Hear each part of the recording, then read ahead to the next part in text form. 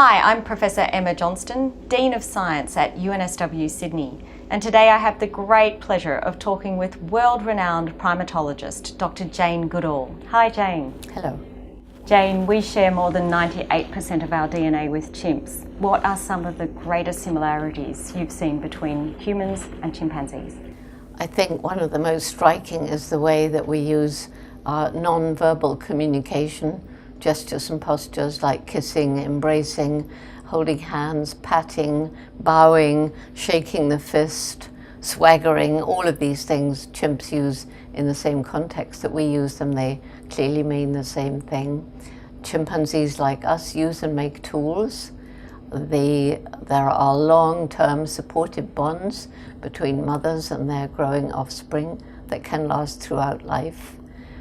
Tragically, chimpanzees like us have a dark side to their nature. They're capable of violence, brutality, and even a kind of primitive war. But like us, they also show love, compassion, and true altruism.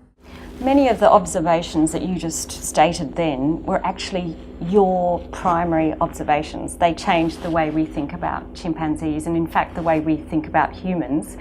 Did you realise at the time when you were living and studying the chimps that you were making such astoundingly important discoveries? Not really. You see, I'd never been to college.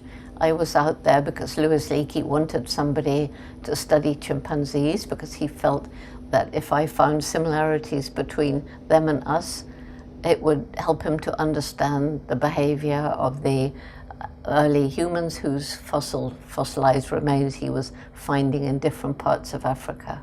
You know, he theorized that there was an ape-like, human-like creature about 6 million years ago, and that maybe similarities in chimps and humans today were possibly present in that ancestor and therefore in early man. So like many scientists, you were building on the work of previous scientists, but you actually developed some of the methods of observation as well. Did you have to write all these new techniques down? Was there any kind of clamour about the way you were studying these animals? I got out into the field. Nobody had studied chimpanzees before. There was almost nobody doing field research of any sort. There were no protocols. Leakey didn't tell me how to go about doing it. He just said, go out there. The biggest problem was getting the chimpanzees used to me because initially they ran away. And so I was just out there getting them used to me and then writing everything down in a little notebook in the daytime and then typing it up at night. So that is astounding. So you've made all of these discoveries, you've developed the methods, and simply through intuition, but also through your own intelligence, obviously. So what do you think you learnt from chimps that actually changed the way you think about humans? It was said at the time by science that humans and only humans used and made tools. And we were defined as man, the tool maker. Mm-hmm. So that was when Louis Leakey said, well, we shall have to redefine man, redefine tool, or accept chimpanzees as humans. So that was the breakthrough for me. That's what brought the National Geographic in to fund the research, because initially I only had money for 6 months. You know, I hadn't been to college. It was very hard for Louis to find anybody to fund it. It was crazy, wasn't it? A girl straight from England doing something nobody'd done. Were you afraid when you were working with the animals? You're afraid if you hear buffalo snorting behind you. You're meant to be afraid. So you've got the adrenaline to climb a tree, you know, or if you hear a leopard growling, you're supposed to be afraid. So you have had moments of fear. What about from the actual chimps themselves? Yes, moments there. I mean, they're 10 times stronger than we are. 10 times? Yeah, at least 8 to 10 times. And when they stopped being afraid of me, they initially treated me like a predator. They wanted me to go away. So they would threaten me and shake branches and charge by, and one of them hit me on the head and things like that. Oh. And then you were accepted into a PhD program without even an undergraduate degree. So you've had a non-traditional approach into your career. Absolutely, and I didn't plan the PhD. I didn't even want to be a scientist. I wanted to be a naturalist, but Leakey said, you need a degree to get your own money when I'm gone. So he got me the position in Cambridge. And you've had a very successful career as a scientist, but also as an advocate and conservationist. How did you marry those two roles? Well, I didn't really. I started off just observing the chimpanzees, building up a research station, analyzing and writing about the data. And then at a conference in the mid-80s, we brought together the various scientists who by then were studying chimps in different parts of Africa. And it was a total shock to see that right across Africa, chimp numbers were disappearing, were dropping, forests were being cut down, the beginning of the commercial bushmeat trade, hunting animals to sell, and the live animal trade, shooting mothers to sell infants for entertainment, for medical research back then. So I went to that conference as a scientist, planning to carry on. It was the best time of my whole life. And I left as an activist. I didn't even make the decision. So from that time, the research part of it, although I was raising money to keep the research going, but I wasn't doing the research anymore. So you understood the importance of research because you'd done it yourself. Do you think it also informed the way you were an advocate and I guess a conservationist? I think to be a good activist, if you're fighting for a particular cause, you really need to know about it. And that's why after this conference in '86, the first thing I did was go to Africa so that I could actually learn firsthand about what was happening out there, because if you don't know firsthand, and then I had to go into the medical research labs, which was really, really hard for me, because I knew I had to actually see it in order to be able to fight against it. And you've come through all of these difficult times and you've observed all of these very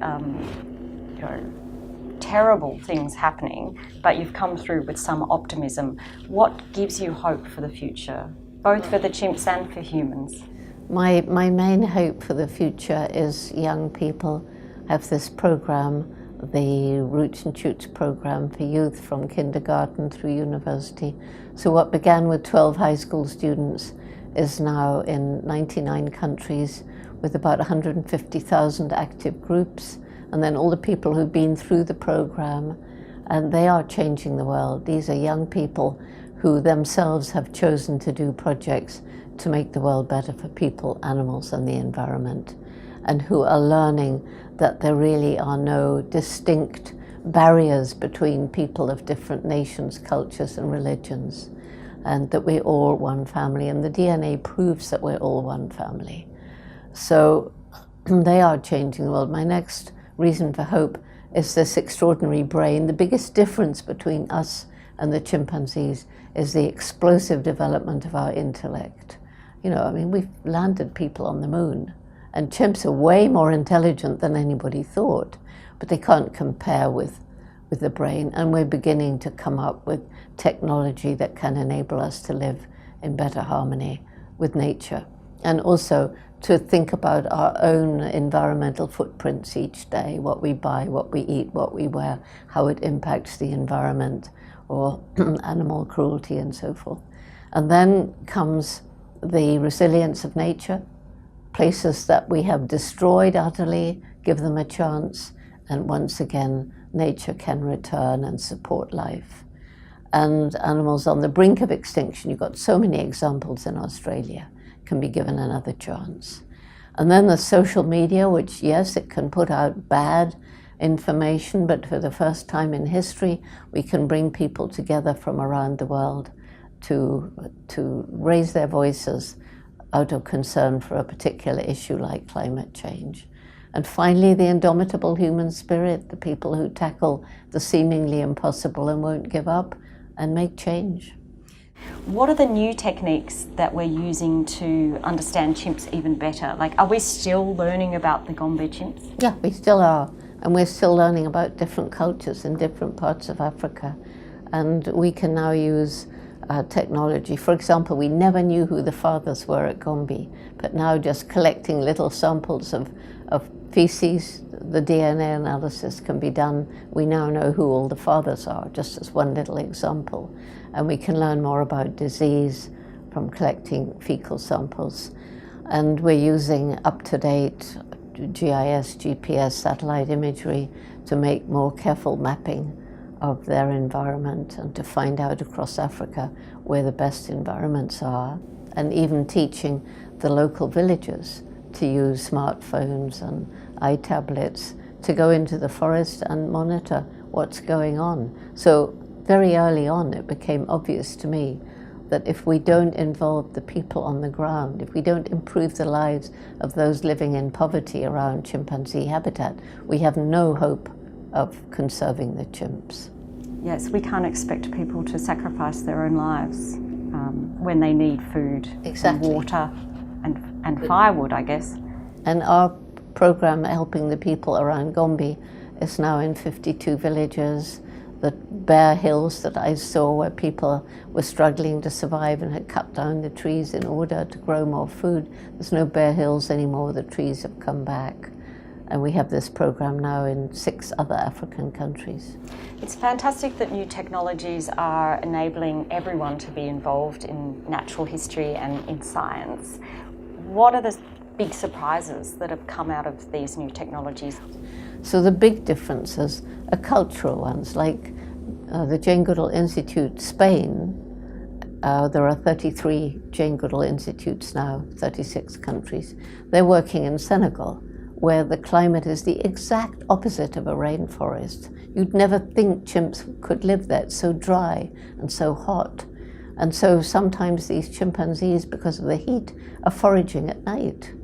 Whereas in Gombe, chimpanzees at night, you'd say, that can't be possible. And in Uganda, where we work, they're sometimes going to raid crops at night because it's safer for them than in the daytime. So they're very adaptable. And that's more evidence of their similarity with humans. Yes. Thank you, Jane. You've been wonderful to talk to. Thank you.